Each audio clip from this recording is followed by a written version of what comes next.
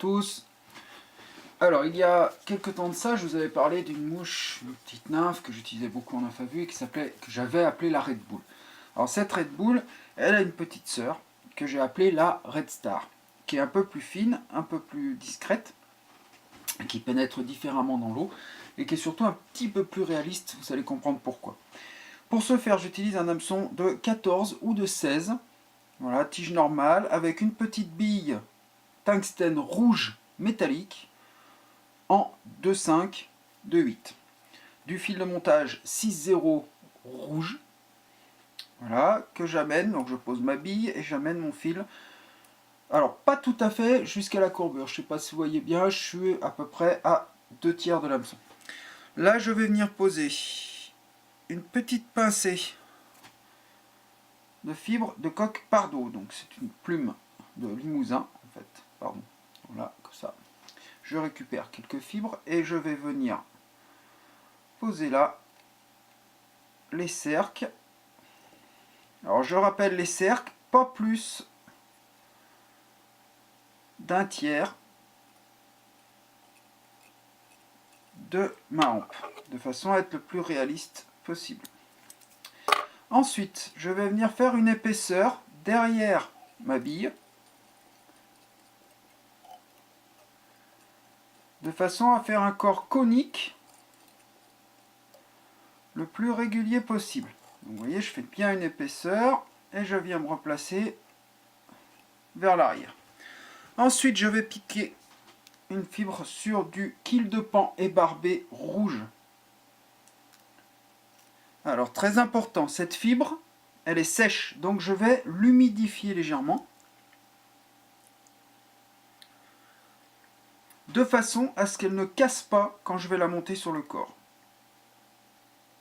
Voilà. Je la pose, je reviens jusque vers ma bille, comme ceci. Je vais mettre une toute petite goutte de cyanolite sur le corps pour bien fixer mon quille et qu'il ne bouge plus. Alors, il n'y a pas vraiment besoin de beaucoup parce que c'est vraiment pour le poser, parce qu'après on va vernir. Donc voilà. Et je viens enrouler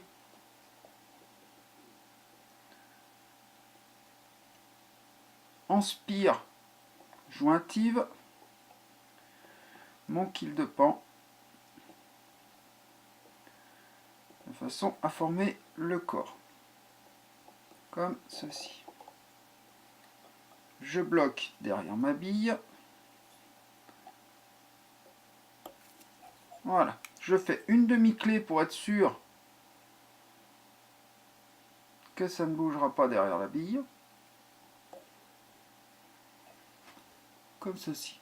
Et je vais venir déposer mon vernis UV. Alors, je fais très attention, il ne faut pas que ça soit trop épais non plus, parce que sinon, après, on va avoir des problèmes. Ça ressemblera plus à rien.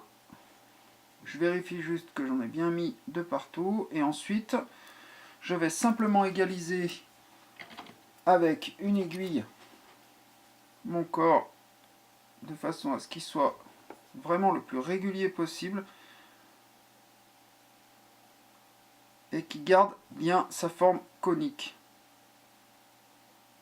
Voilà, là ça me plaît bien. Ensuite, bien entendu, un petit coup de lampe UV. Alors, je rappelle pour la lampe UV, si effectivement, là je vois en même temps, tiens, hop, j'ai des cercles qui sont un tout petit peu trop longues, j'égalise mes cercles, voilà, tac. La lampe UV, si effectivement ça a du mal à durcir, c'est que vous n'avez plus de pile. Voilà, ça c'est clair. Après, pour vérifier, vous passez le doigt simplement sur votre vernis. S'il colle, c'est qu'il n'est pas pris. Normalement, il faut une vingtaine de secondes pour prendre votre vernis. Vous voyez, là, il est pris. Normalement, je ne suis pas embêté. Voilà. Voilà. Ensuite, je vais simplement venir rajouter un petit dubbing derrière ma bille, léger, juste pour donner un petit peu de mouvement à ma mouche. Alors ce dubbing, c'est mon ami Alex qui me le fournit. C'est un dubbing qui a la chance d'être bien aéré et surtout il fait en fait des mélanges, lui de lapin, etc. Et il arrive à obtenir des dubbings qui sont mais alors vraiment super agréables à manier, qui ont une voilà, vraiment la densité que je cherche. Donc voilà, vous trouverez bientôt, il a un blog que je mettrai en lien sur le mien. Et voilà, vous pourrez voir avec lui comment il fait ses dubbings. Ensuite, je vais venir faire une demi-clé derrière ma bille pour bien bloquer. Un nœud final qui va me permettre de bloquer ici ma mouche. Voilà, ma mouche est bientôt terminée. J'ai plus qu'à mettre un tout petit coup. Alors vous me connaissez, j'aime bien ébouriffer mon dubbing. Et pour ce faire, j'utilise un petit scratch. Voilà. Donc simplement pour mettre un petit peu de mouvement dans ma mouche. Aérer mon dubbing. Et voilà. Mon dubbing est aéré. Ma mouche est terminée. Voilà. La Red Star. Bon montage. Bonne pêche à tous.